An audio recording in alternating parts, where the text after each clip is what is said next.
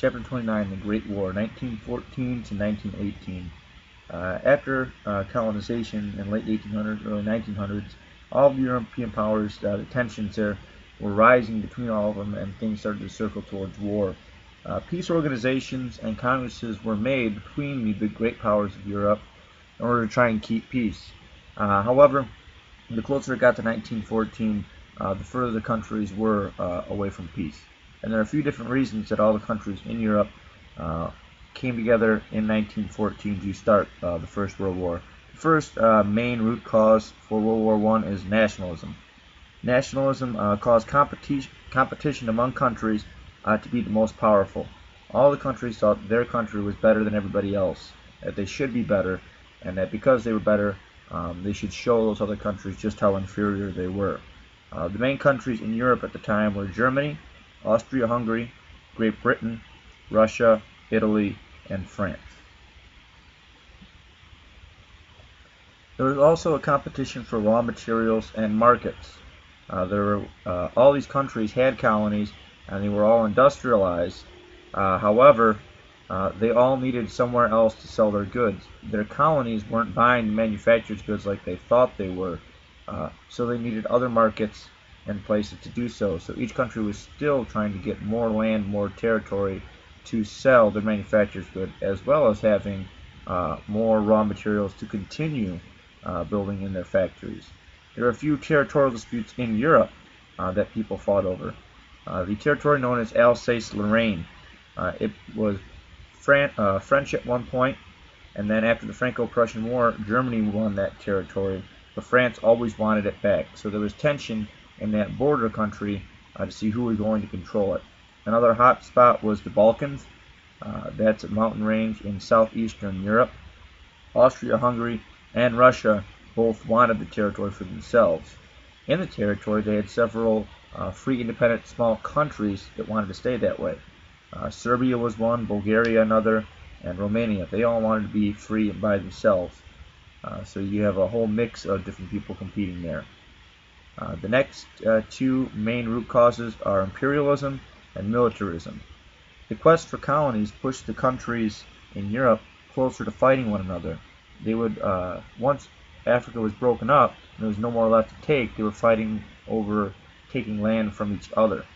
Each country wanted more colonies, better access to land or trade routes.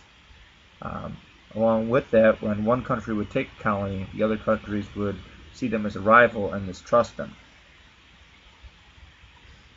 For militarism, at this point in Europe, every major power had a large standing army. Every army thought that they were better than the other army, and that if it came down to fight, it would be a very easy, quick battle because they were so much better, and almost the fact they wanted to prove that they were better than other armies. Along with that, there was an arms race. Who could come up with the best technology, the newest technology, the largest gun, the largest cannon, things like that. By doing this, countries began to stockpile arms and ammunition to see who was actually better than the other. Each country also had a detailed plan for mobilization. Mobilization is corralling troops and getting them to certain areas to either A, defend, or B, invade other countries. Most countries today have plans for mobilization in certain areas. For instance, before the United States invaded Iraq in the early 2000s, there was a detailed plan. It was set up, had been set up already years before. It was tweaked before the war, and it was very detailed. This Army division was going to invade here, go up this highway. This Marine division was going to sweep through this way. Very down to the minute, the day, the hour that these different divisions were supposed to progress and what their objectives were going to be. They did the same thing in Europe beginning in the 1900s. Every country had a detailed plan to invade another country and how to take it over. And then the definition for militarism is the glorifying of an army and keeping an army prepared for war. It's a very extreme version of patriotism. Patriotism, having love for one's country by itself, is not a bad thing, but when you take it to an extreme, where you think that your country is better than every other country there is, without a doubt, and you're willing to fight every country just to prove that, that's not a good thing. Your other root cause are tangled alliances. The great powers at the time thought if they could form an alliance with 2 or 3 other great powers, that the other countries would think that that alliance was so big, so powerful, that they would not attack them. This plan actually backfired. When one superpower allied with another, or when 3 of them got together, the people who were left out then banded together to try and counterbalance the other alliance. So there's a huge web of 3, 4, 5, 6, 7, 8 countries on one side and 8 other countries on the other. So what happened is let's say you have France, Italy, Russia, Great Britain all on one team, and they're all allied together. If any country attacks one of those countries, it's going to pull all of them into a war. So instead of a fight being between France and Germany, that fight is now between France, Germany, Great Britain, Russia, Italy, and then anyone else who's on Germany's side as well. So this is the main reason that things escalated into, instead of being one country against another, a big giant world war. Next we're going to go back and we're going to talk about Otto von Bismarck. Otto von Bismarck was the German Prime Minister who had brought all the German states together into one unified country. And after that, he had a plan for foreign relations about keeping France down. So what he wanted to do is forge pacts to keep France isolated and to keep Germany strong. He wanted to keep France with no allies. He knew that France fighting against Germany was an easy contest. They had done it really easy in the Franco-Prussian War. So if they kept France by themselves, France wouldn't be a threat. The next thing he wanted to do was forge alliances to keep Germany strong. The dual alliance was his first move, and that was Germany allied with Austria-Hungary. His second move was to strengthen that one even further and make what was called the Triple Alliance. And that was Germany, Austria-Hungary, and Italy. He also made a treaty with Russia. It wasn't an alliance, but what it was is an agreement not to fight one another. So now, France is almost by itself. However, things shifted in Germany. In the 1890s, Germany changed policies. Otto von Bismarck was forced to resign. Kaiser Wilhelm II took over the majority of the power in Germany and made decisions by himself. He wanted to show the world just how mighty Germany was, that his army was the best, that he had a great pride in his army, that his army could do anything. As a result of this pride in himself and in his country, he let the treaty with Russia lapse. Russia became scared and said, if Germany doesn't want to be our friends, we got to be friends with somebody. They allied with France. Kaiser Wilhelm also increased Germany's navy. This threatened Great Britain, because their navy had been the strongest for over 100 years.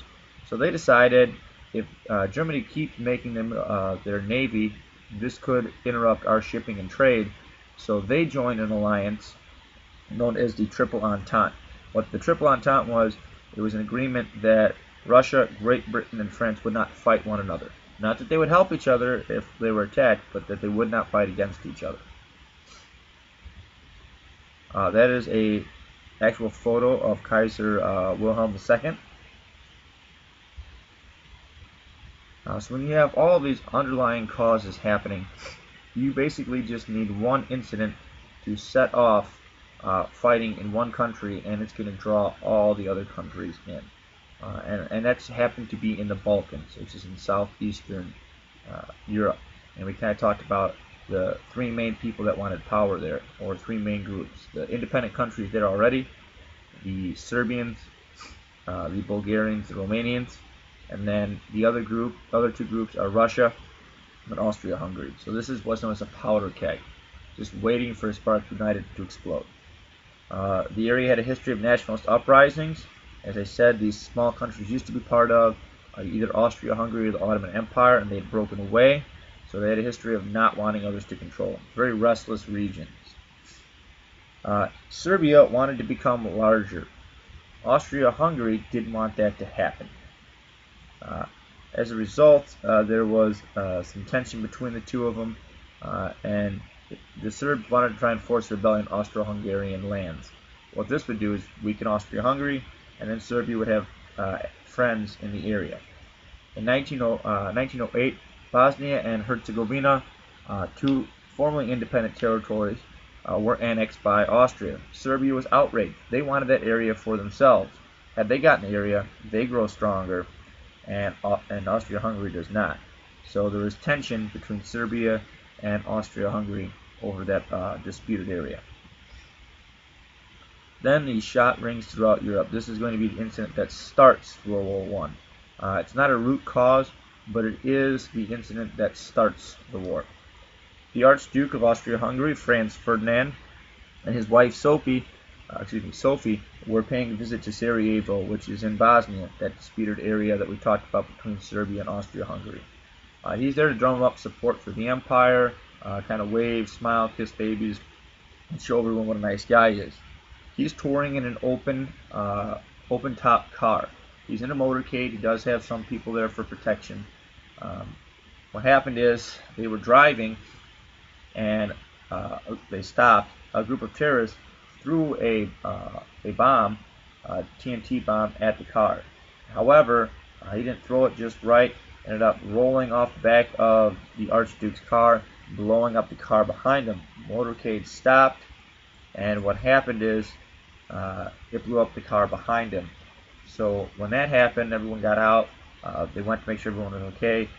The people in the car needed to go to the hospital, so they did. So part of the motorcade took them to the hospital. The Archduke wanted to go make sure that everyone was alright at the hospital. So instead of going back to the hotel like he was supposed to, they went ahead and they pulled down a side street to go to the hotel. When they did this, there was another terrorist there waiting to assassinate him. And that man was Gavrilo Princip.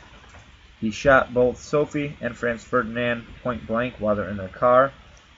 He was a Serbian member of the Black Hand. He wanted to get Austria-Hungary out of Bosnia. That was his goal. He tried to, after he killed the two of them, to shoot himself. However, police and other people from the crowd stopped him from doing so. Once this happens, Austria wanted to use the incident to punish Serbia, to go to war. They gave Serbia an unreasonable list of demands. Serbia decided to meet most of the demands but wanted to discuss others. Here we have a picture of Franz and Sophie. That's their open-top car they're getting into. That's the Archduke, and that is his wife there. Because Serbia will not give in to all the demands, Austria decides to declare war on Serbia. And we'll stop there for today.